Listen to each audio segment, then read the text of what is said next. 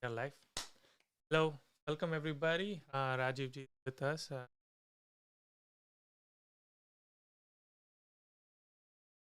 and this time we're totally different. Every time, basically, we chat and try to answer the question, but this time you guys can call us directly. I'll explain how. But for now, Rajiv ji, welcome. How's things? 2 weeks? Anything new? Nothing. Immigration reform through a reconciliation bill is still stuck. The reconciliation bill is still stuck. So we don't know what's going to happen. We'll see. But in the meantime, life chugs on. The good news is that beginning November first week, we will not have a travel ban.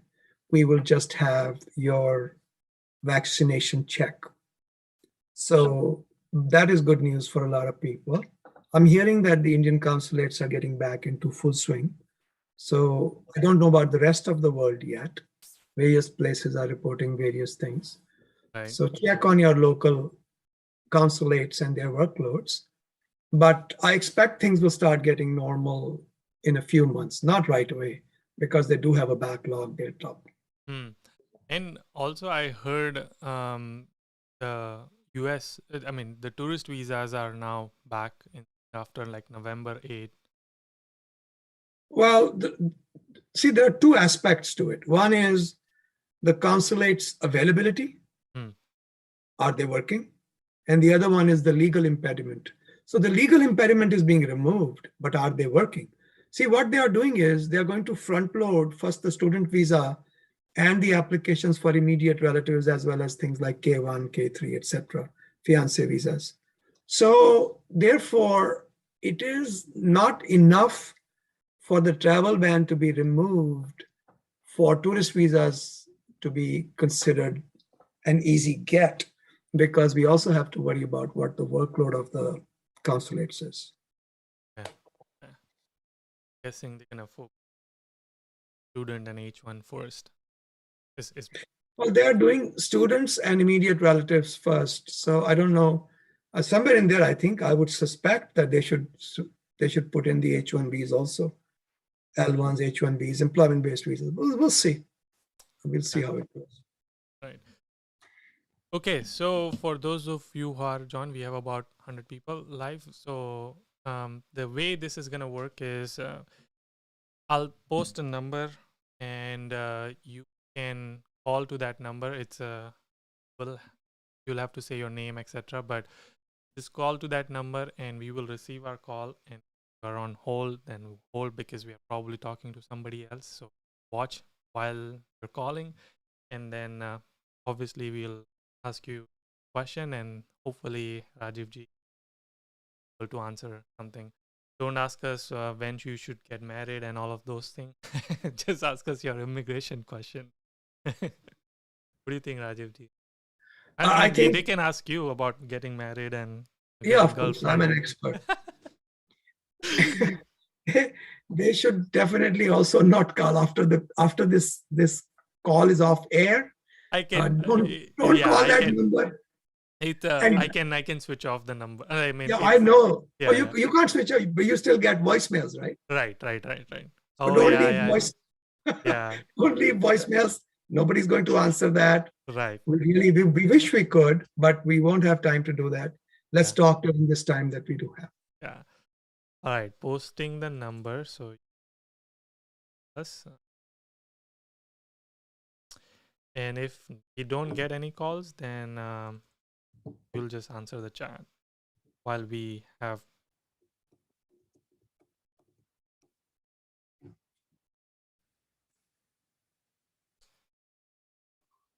This is like an Rajiv, this is the time to. No, let's talk about something. So anyhow, how's work going, Yudi? Work is good. Very busy season, and it's a budgeting season. So right now is the time when we plan the budget for 2020. Okay, so the number is here. Everybody, if you want to call us and talk to us and ask chat. Pinned 530433. Okay, now I'm afraid. Somebody just called. All right.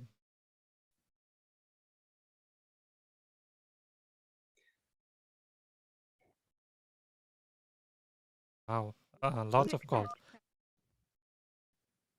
Hello? Hello? Hi.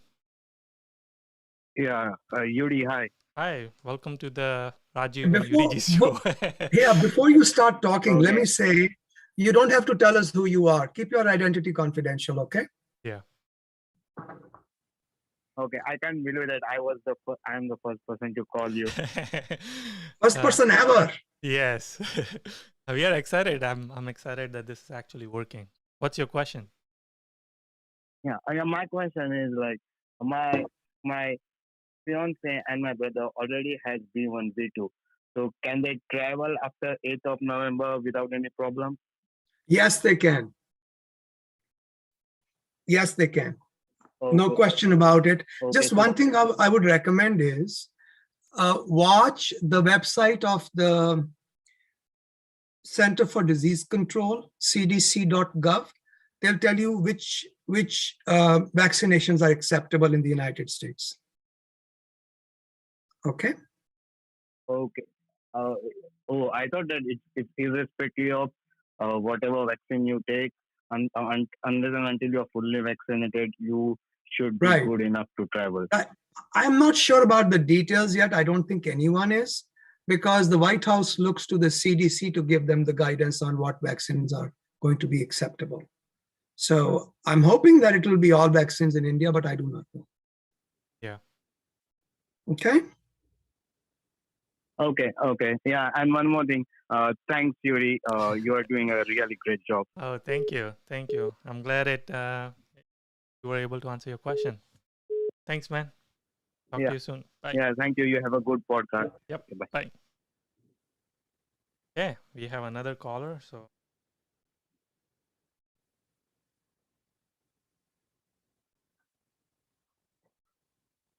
hello.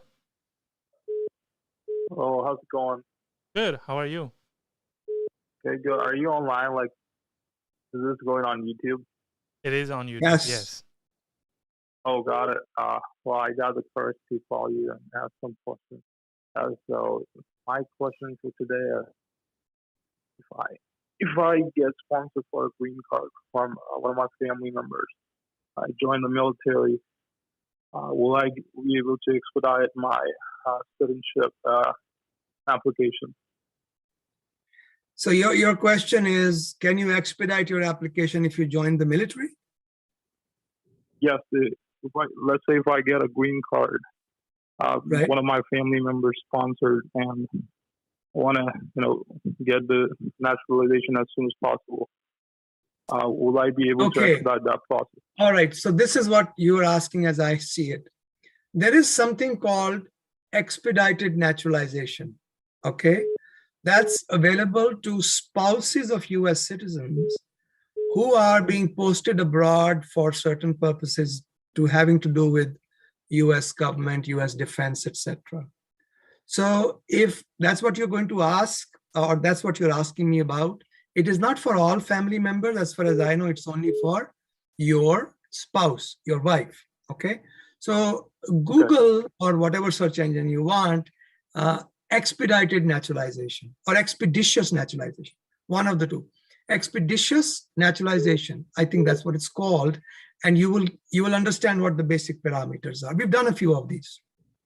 Okay. Yeah. Awesome. And that's not only for military people, but anybody who is working on government contracts, etc. So you can see the details on that link that comes up from the uscis.gov website. Good luck. Right. Thank you. Thank you for calling. Yep. Yep. Bye. Learn from you. Thank you. Thank you. Bye. Call from Vivek. Hi. Hello. Hey. I think you Yeah. are also on live. Hi, Yudi. Hi. Hi, thank you for giving me this opportunity. So, my question is, and I've been watching your videos, so thank you. Thanks a lot. Throughout my immigration stay, okay, let me mute that. Yeah, so throughout my stay in US till now, I have been listening to your videos a lot, and it has helped us take our decisions. So, really, thank you for that. Coming to my question is, after getting my green card, employment based, after how many days can I switch my employer? So somewhere I read it's 180 days just to show my intent is good. So is it 180 days from once the green card is received, or 180 days post the filing of I-485? Okay, so if you go to our website, immigration.com, and look at the frequently asked question, this question I've answered no less than 15 times in the last 8 months. So you will have a detailed discussion along with follow-up questions on what you can and cannot do. I'll just give you 2 quick hints. 180 days is no magic number. As long as you had no intention to leave on the date you got your approval, things changed even 2 days later, you are okay. All right. So hit up the frequently asked questions on immigration.com. Perfect. Awesome. Thank you so much. Yep. Thanks so Yeah, much thank for you, sir. calling. Yep. Bye. Okay. It's really hard to kind of even focus. I need a third person. We need to hire somebody to do this. All right. We have another one. We have lots.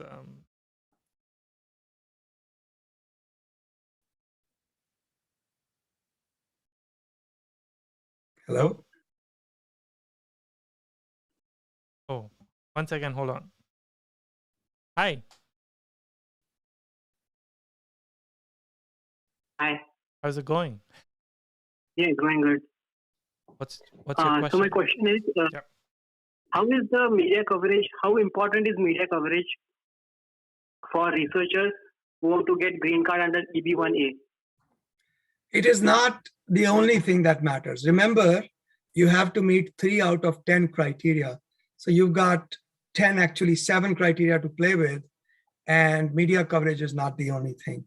There are lots of people who are extraordinary in their fields, but nobody has ever heard of them, simply because the fields are esoteric, very special fields. They are not known outside their fields. So no, media coverage is not a deal breaker. Don't worry about it. I've seen many folks who have good citation record, good publications. Also, they have media coverage, but still their green card was not approved. Yeah, so how important is media coverage? There are, like I said, it isn't important. The denials are based upon several different things. One is, it depends upon the individual judgment of the officer who's deciding your EB1A, EB1B, national interest waiver type case. We had a case last year which was denied. I agree that the case was not easy to see. You had to actually understand what the specialty was and what the person's exceptional ability was, because she was not a hard scientist, she was a social scientist.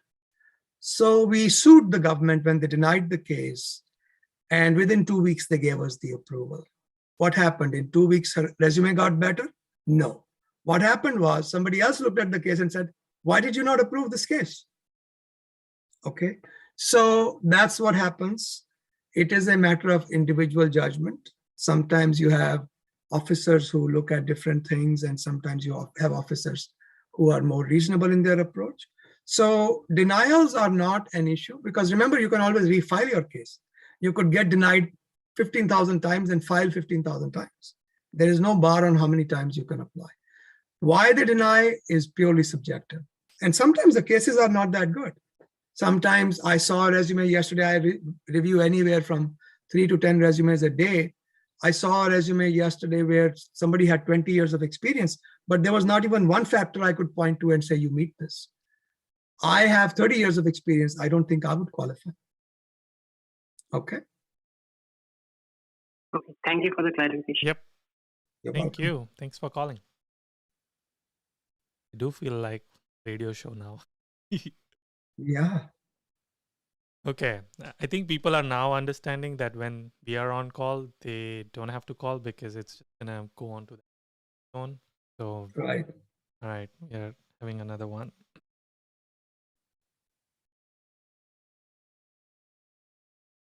Yeah. Hello? Put that number on speed dial and hit it the moment you see us being off air Yep. or off call. Hey.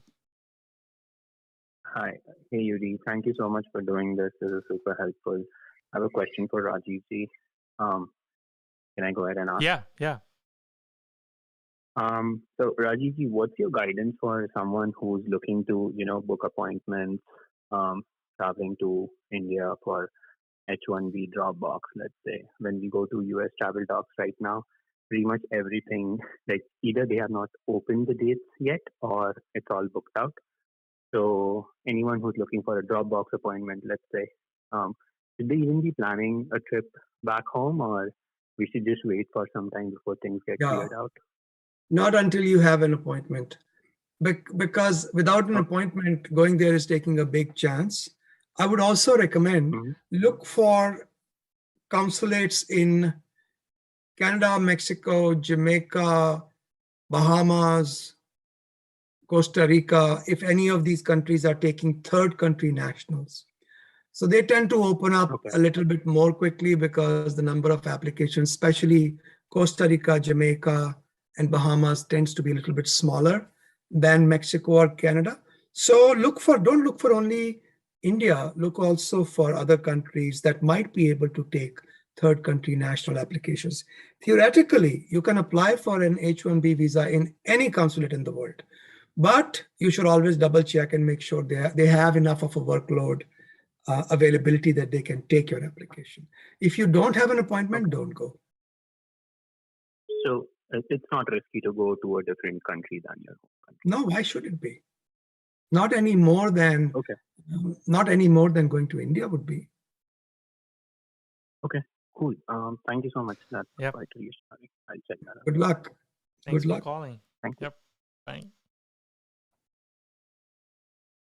Okay. Yeah, I have so many coworkers of mine. They've been asking now. They found out that we're doing this. To ask, can we go for stamping or Dropbox without an appointment? Well, see, the thing is, there's plenty of information on the internet. You just don't know what you can trust and what you cannot trust. Yeah. The problem is not of information, but of veracity of information.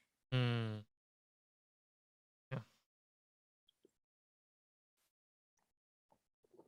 All right. Hi. Hello? Hello? Hey. Can you hear me? I can hear you. Yes. Can you hear me? Yes. Thank you for doing this. I have a question for Rajiv. Yeah. Yes, sir. So is there a law that says that I can go to the India and stay there for X number of days, or I need to be, coming back to the US as soon as it's H1B stamped? Okay, so I think this is a very interesting question. I have an author page on the Economic Times. So if you Google Economic Times, Rajiv S. Khanna, you will come to my author page. I've written an article or a comment on Department of Labor's insistence that if you want to maintain your H1B, you are allowed to be in India as long as you want, but you have to be paid the American salary according to the H1B. So if you are getting paid according to the American standards, whatever your promised salary was, there's no doubt you can stay in India as long as you like. Okay. But I point out in that article that this is nonsense. First of all, American laws cannot extend into India. India is a different country. For example, normally when we move people, we have to file an amendment. Am I going to file an amendment to transfer you to India? That's silly.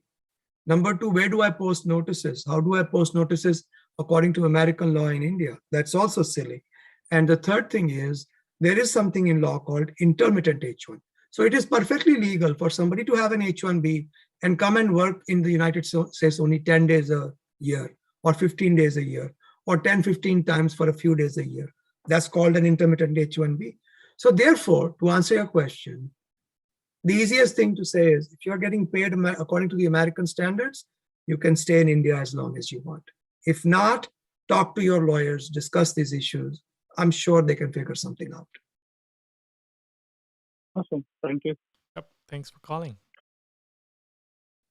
So that's interesting. Like, so if my boss or like my company says that I'm okay going to India to visit family, but then something happens and I have to stay back for another month or 2 months, and they're still willing to pay me as much money as they were paying, I can totally stay there.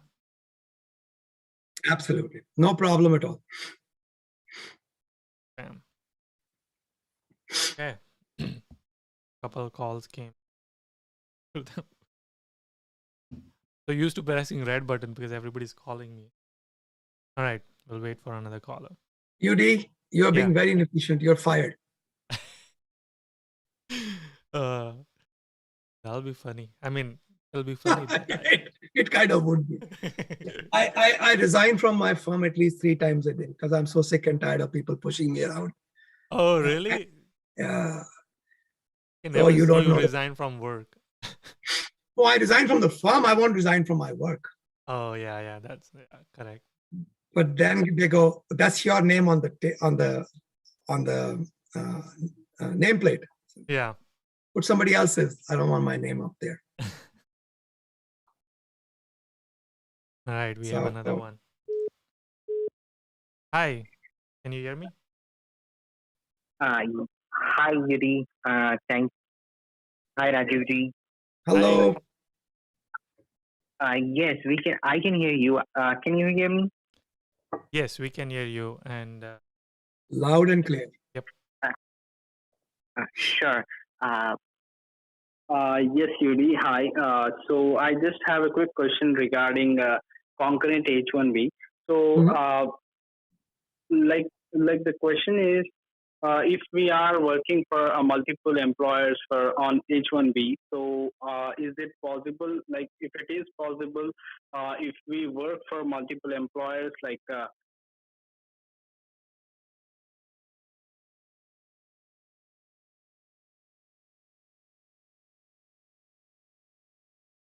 Okay. So if you look at the H1B paperwork, it allows you to work on a part-time basis, full-time basis, or even sliding scale basis. So you could be working 40 hours each week, 10 hours each week, 5 hours each week, or 5 to 20 hours each week, or 5 to 40 hours each week. The law does not require you to be pinned down in terms of full-time only. So the number of hours can be variable. You could have a situation where you are working for one employer 40 hours each week and another employer 20 hours each week. You can have such concurrent visas. The most interesting example I have is one of our clients many years ago. He had 3 full-time jobs concurrently. And USCIS objected to it, saying, how can this guy be working 120 hours each week? And we said he can because he is a super specialized Oracle financials troubleshooter. So all he has to do is once the ERP is set up, the ERP system is set up, just be on call because the corporate database administrators can call him to troubleshoot. And he's on call 40 hours each week for 3 companies, and they're all paying a full-time salary. I hope that answers your question. Making a lot of money. Yeah, that sounds good. And he deserved it. One He was more very, very. Go ahead. Go ahead, sir. Yes, thank you, sir. So one more question, like let us say, for example, if my H1B has picked up in upcoming March, so will I be? It will be depending upon myself for making my H1B active in the next year, or should I go into the administrative process and complete all those documentation and start working on H1B on this October itself? That question is not clear. Ask me again. I don't understand what you're asking. Ask me again. H1B has picked up this year, Sure. like upcoming year. I'm sorry, obviously, like in the month of March. So if it is picked up in the March, so I need to go through the documentation process for it to be approved, right? So, for example, like I don't want to go in that year. I want to make my H1B pick like H1B. He basically wants to use Okay. his OPT. Yeah, no, hang on. Yes. So let me, this is an art. Asking a question is an art. I don't know if you realize this. Don't mind if I look like I'm talking down to you, but I had to learn it the hard way. The question is, if I'm selected in lottery in 1 year, can I carry that selection into the next year instead of applying in the first year? The answer is no.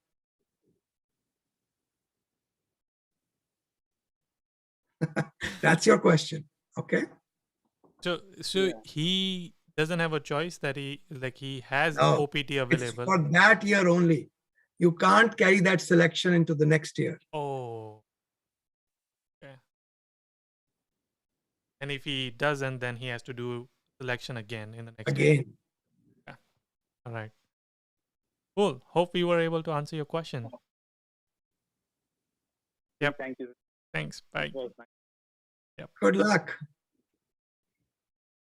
Yep. Yeah, I have to tell you this story. So first time I was sent in the Supreme Court of India to present a case, the judges were so annoyed with me because I just didn't know how to frame a point, even though I knew what I wanted to say, but I used too many words and not enough information. And that's a common problem. So what we have to do is when you speak, revisit what you're saying, make sure that you can shorten it, and make sure that you can shorten it according to the audience that's listening.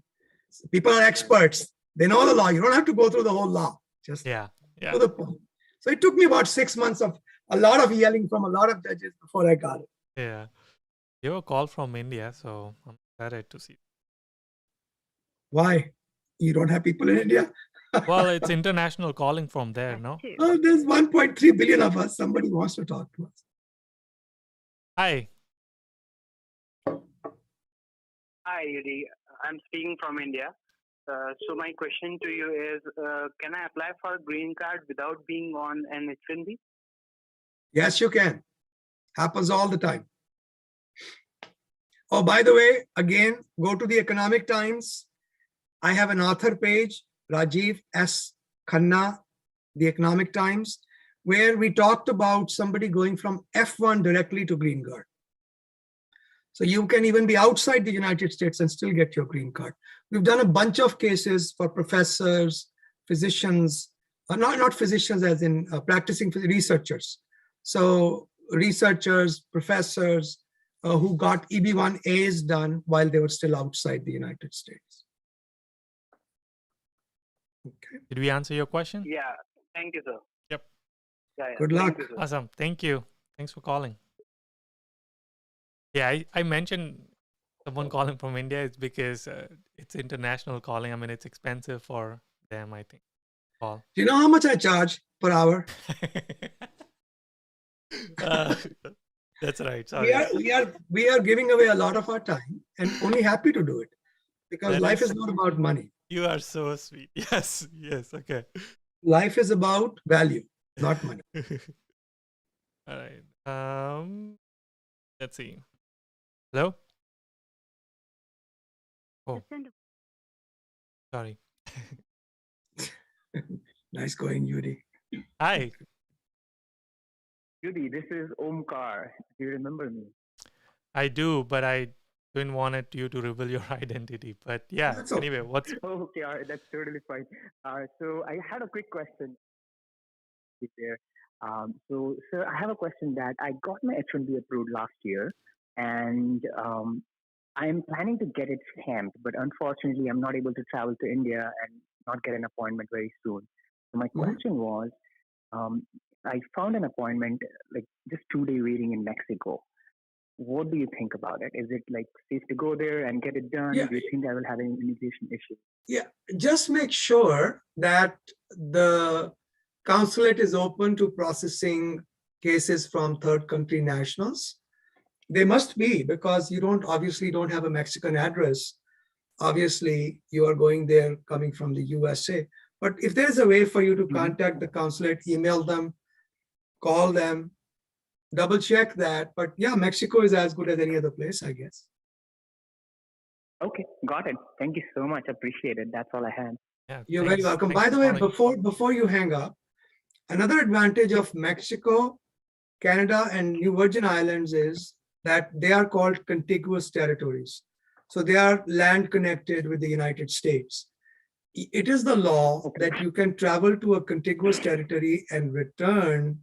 This is just for your information, not in this case, but for everybody to understand. If you travel to a contiguous territory and do not apply for a visa, you can come back within 30 days without a visa. So USA allows you to travel outside. In your case, if you apply for a visa and get stuck, you'll have to stay there until the visa issue is resolved, or you'll have to fly to India from there and wait there. You can always reapply. But I would definitely apply in Mexico. I don't see why not. Make sure that your case has no red flags for consular processing. Talk to your lawyers before you go. Got it. I'll do that. Thank you so much. Thank you, Yudi. Yeah, thanks for calling. Bye. Yeah, there are, of course, some friends of mine will call, but like you said, I don't. I have a question, Yudi. Yeah. You have friends? Some, or maybe like one or two. They have met you? No, actually they haven't. So, right, international from Germany. Germany is good. We like Germany. All right. Hello?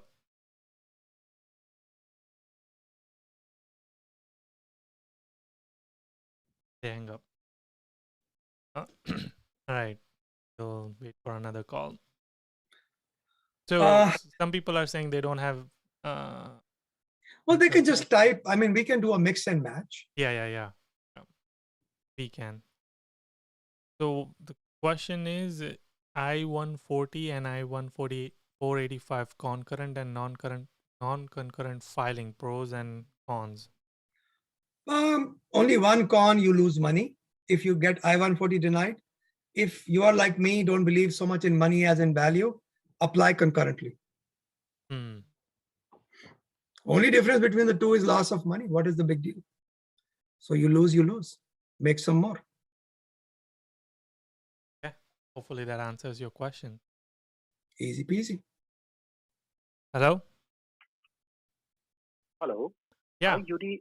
This is Shyam. And hello, Rajiv, sir. Hi, sir. I would like to ask one question. Actually, I started my PhD in computer science from this fall session. And my question is that about O1 status. I mean, O1 visa. I would like to found a startup in the next 4 or 5 years. And how it can affect my O1 visa. Yeah, it's not the most comfortable. Yeah, it's not the most comfortable fit. Okay. I think we can try, but it's not the most comfortable fit. There is something called entrepreneurial parole. Even that is not a great visa for these situations. There is keen sensitivity in Congress that we need better visa options for entrepreneurs. So far, we have no good options, except I would suggest some kind of a situation, and this we have done, where you are stockholder in your own company and you have a board of directors who can fire you. We can then make an H1B case for you. So you can start your entrepreneurial bid during your OPT, where you are allowed to do anything you want. Hopefully, within that time, you have a guy who can be your supervisor. Don't make things up, in fact. and the supervisor can then help you get your STEM OPT. After the STEM OPT and while the STEM OPT, each year you can also be trying for your H1B. So it's possible. It is an uncomfortable bed to lie in, but it is definitely better than the O1 bed. So hopefully by the time you graduate, we'll have a lot many more options. Okay. Okay. All right. Thanks for calling. Or did he go to start his venture already? He did not say. I mean, I hung up. There was a good question. My wife is on H4 visa. She has masters already, getting opportunities from European countries. European. Yeah. Can she take up such opportunities staying in United States? So I've always said that I'm a little uncomfortable with this. If you are working on US soil, I don't know how far the government thinks that's okay. We've never received a definitive guidance from the government on this issue. There's a split amongst the lawyers. Some lawyers, my colleagues, think that if you are working on an endeavor that has zero connection with the United States, no money comes through or from United States, no clients in United States, you probably are okay working for a foreign company or a foreign endeavor on the US soil. But people like me, we are more conservative, think that's not okay. But let's go from the bottom up. Okay, let's say, what if you do work? And what if USCIS says, oh, no, that's wrong? What does that one, what happens then? You go outside USA, get an H4 visa and come back in. That's all that happens. As long as you don't lie about it, even that, if it is considered to be a violation of status, it is a fixable problem. Okay. Hi, are you on call? Hello? Can you hear us? I think you're speaking very softly. Yes, I just know if someone who applies for DV lottery, will the chances of getting H1B or green card in future? Okay, so let me stop you right there. My knowledge of DV lottery is next to zero. We don't do any DV lottery cases. But here is the good news. DV lottery has zero relationship with other green card categories as well as H1Bs. So it will have absolutely no effect on those two, that much I know. As to how does it affect your tourist visa chances, F1 chances, student visa chances, I don't know that answer. But for H1B and other green card categories, the fact that you applied for DV and failed has zero problem. Okay? Thanks for calling. Yeah, I think there's something wrong with their system. We could barely hear him. Yeah. Or maybe he was calling from India. I have that effect on people. Right. Waiting for another call. So I'm currently utilizing my CPT approved by my university, but the course doesn't require a CPT. In the meantime, my H1B application is picked up and filed. Yeah. Received an RFP on CPT. Yeah, they're going to make you go outside USA for H1B visa stamping. So if the CPT is not required, then if you did a day one CPT, of course, if you did a different kind of CPT, I do not know. But typically, what is the worst case scenario? You go outside for an H1B visa stamping, that should fix it. As long as you don't misrepresent anything, you should be fine. Okay. All right. Caller. I was waiting for this to say we have another caller. We can do mix and match. I think that's an easier way to do it. Yeah.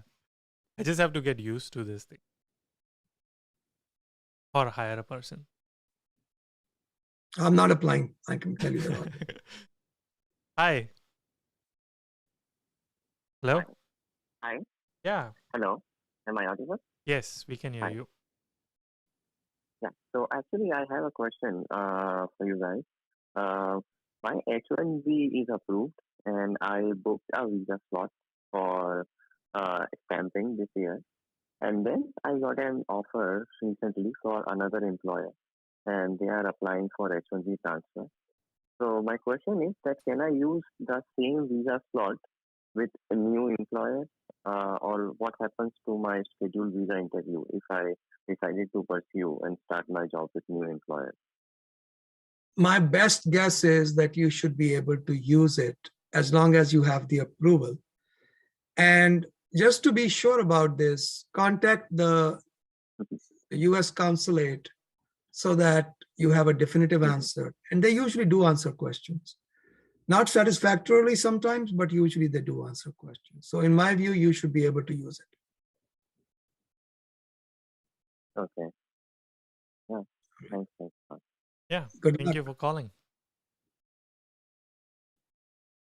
Okay. Next one. Visa is booked, done, /done, and later get an admit from a dream university. What can we do?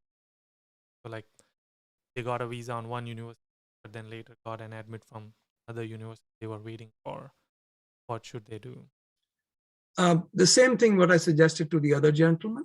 You let the consulate know that I am getting an admission in another university. I'll be walking in with a different I-20 than I had requested. What do I have to do? They should be able to accommodate you. Okay. So But I haven't you read don't, this. Yeah. you don't have, you have to change anything before coming, or can you do it after once? That's what the consulate should be able to tell him what the procedure is. Okay. All right, this one is interesting. Let's answer this.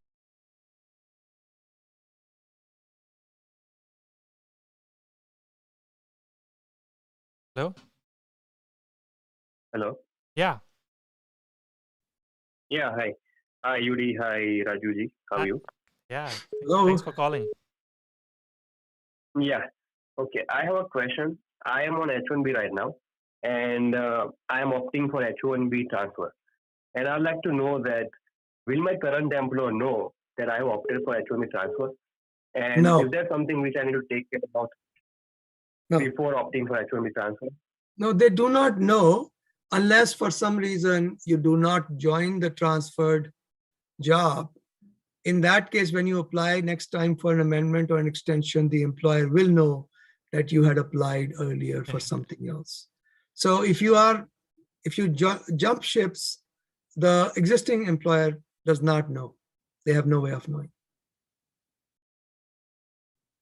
Perfect. All right. Good Awesome. luck. Thanks for calling. Yep. Thank you. Yeah, you were right that doing this is gonna answer less questions, but it'll be more interactive. We're testing out the waters.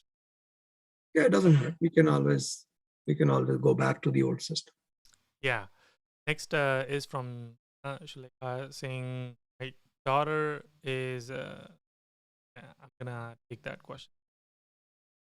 My daughter is planning for masters on F1 in fall 2022. Can we parents apply H1B to stating purpose as a company for her admission, etc.? You can. It depends. If the daughter is still a child, which we consider to be somebody who's 10, 12, 14 years old, maybe. But if the daughter is 21 or over 18 or 18, even 18, it might be more difficult to make a case that they still need their mom or their dad, because the way US parenting and Indian parenting is approached is completely different. So you can try. There is no harm in trying as long as you're completely truthful. I know parents who have been able to stay a year, 2 years on a B1, B2 visa with their children, but they were children who were going to grade school or high school. I mean, they don't necessarily have to apply for tourist visa. I mean, like giving that as a reason. They should, whatever the truth is. If they don't, that's fraud. Fraud is permanent bar from entering the United States. Hello. Yeah. Hi. Can you hear us? Hi, good afternoon, Yudi, and good afternoon, Rajiv, sir. Hi. Morning to me. Good But afternoon. I'm guessing you're calling Thank from you. Good morning to East you Coast. guys. Yep. Yeah, thank you for the answer you just gave me about CP. Required, not required, but also have to, worst cases, I have to go out of the country. Yeah. But question I have is, where should I drop PT, go for the interview, or No, do I just no, you could continue. See, that's something your lawyer should answer. They should review and make sure it's not a violation of status. Merely, it's a problem from the U.S. Immigration conversion to H1B perspective. Just double check that, because after all, you got the CPT, the school has authorized it. There must be a reason for it. Was it a day one CPT? No, sir. I got my CPT after a semester. After one semester. And Yeah, okay, after one. so this could be a different kind of a CPT. You have not, so you got it after one semester. Are you in a graduate program? Yes, sir, master's. Master's degree.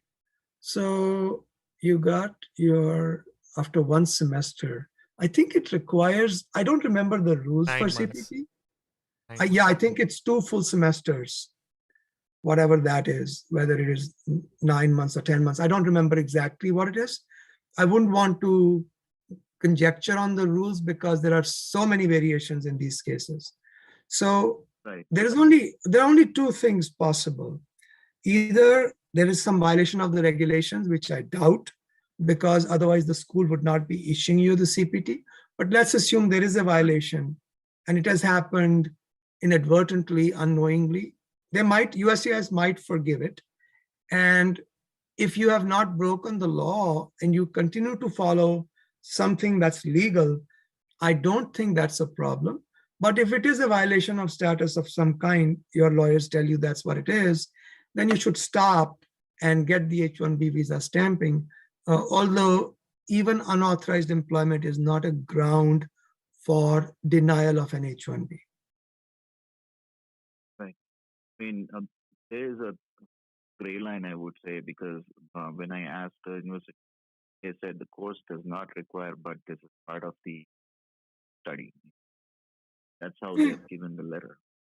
They must have their, I think it's one of those the rules for pre-completion, CPT for subsequent as compared to day one CPTs are different.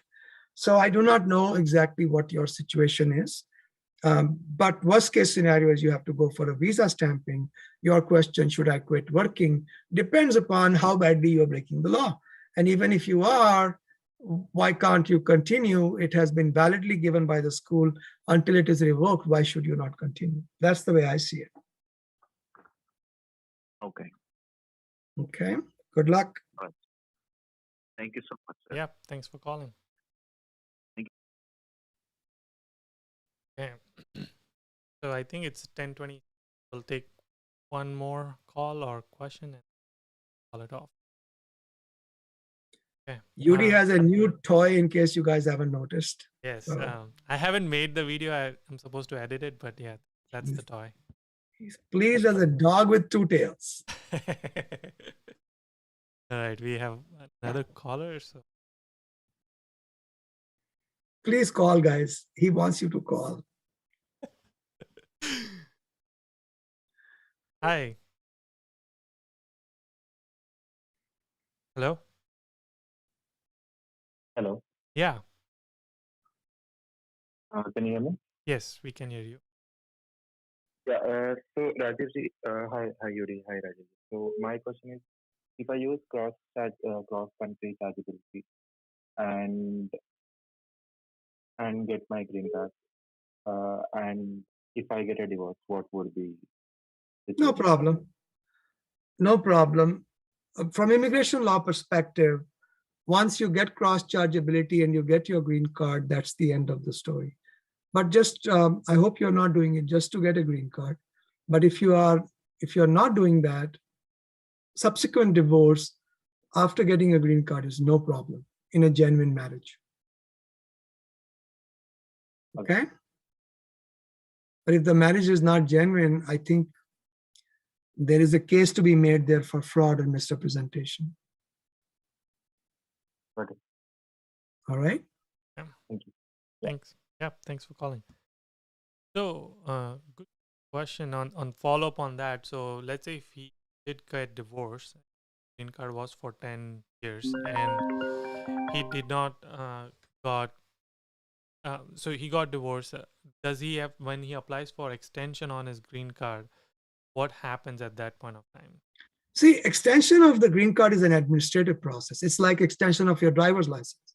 You fill some forms and you get it. Okay.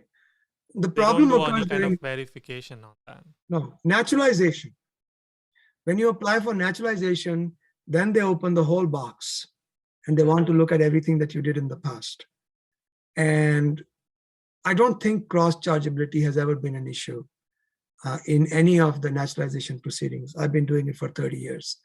And we get very difficult cases, not just routine cases. We get plenty of routine cases, but we also get cases that are extremely difficult. And I'm yet to run into a case where cross chargeability was questioned. Okay, one last question and then call it. You're the boss. Hi. Hello? Hello, is it Yudi? Yeah, it's me. Oh, can I ask a question? Yeah, go for it. Okay, so I recently got an visa, F1 visa, and after that, I got a better offer from another university. So, so I want to know if I can change the university now, or like I asked my local embassy, and they told me that I have to appear for a new visa interview. So in this current time, like lack of schedules, I'm afraid that I may not get enough time. So what is the better option for me? Can I change it after going to the US? Is there any problem related to that? Yeah, look into that. Yeah, look into that because transferring schools is not difficult. If you come into the United States, take up studies, and then you transfer schools, I think you are okay. What I would do if I were you, I would double check with the DSO of the school where you're transferring. Okay. These guys are the experts. They'll tell you what it takes. Actually, service transfers are not that difficult, but visa transfers are a pain. So therefore, if you come with the intention to start school and then transfer, I don't think that's a problem. But I haven't researched this issue. This is just off the top of my head advice. I don't know for sure, but I think that's how it should be. Double check with the DSO. They are the experts. Like I checked with them and they recommended that I should come with their old I-20. But to do that, I have to appear for a new visa interview. So okay. So I would, but because they told me that if I want to change, that can, yeah. Please go ahead. You could always go after one semester. Nobody can stop you. No? I can change from after one semester? Yeah, why not? That's done all the time. Saying that? Yeah, absolutely. That I know for sure is not a problem. So let me ask you this. Write down the name of the website I'm going to give you. It is DHS dot, one word, study in the states. DHS dot studyinthestates.gov. You might find good tips there. This is a site run by the US government for students. Okay? Okay, thank you. Good luck. Okay, thanks a lot. Thanks a lot. Thank you. Thanks a lot for it. I think he was from Bangladesh. I mean, at least that's what it said on my phone. Anyway, I think that's it. Good. How did you like it, Rajiv? Yeah, I think it was good. Yeah. And there are I some things appreciate it. which can make it. No, I personally thought you did very well. It was efficient. We were still able to, and it's nice to have a little change, Yeah. little mix and match. Why not? Yeah. Okay. Thanks, everybody. Don't call me now. We are gonna end the session. So if you want to talk, join next Thursday, and Right. talk to you soon. Thanks, Rajiv ji. Buddy. Bye. Bye, everyone. See you guys.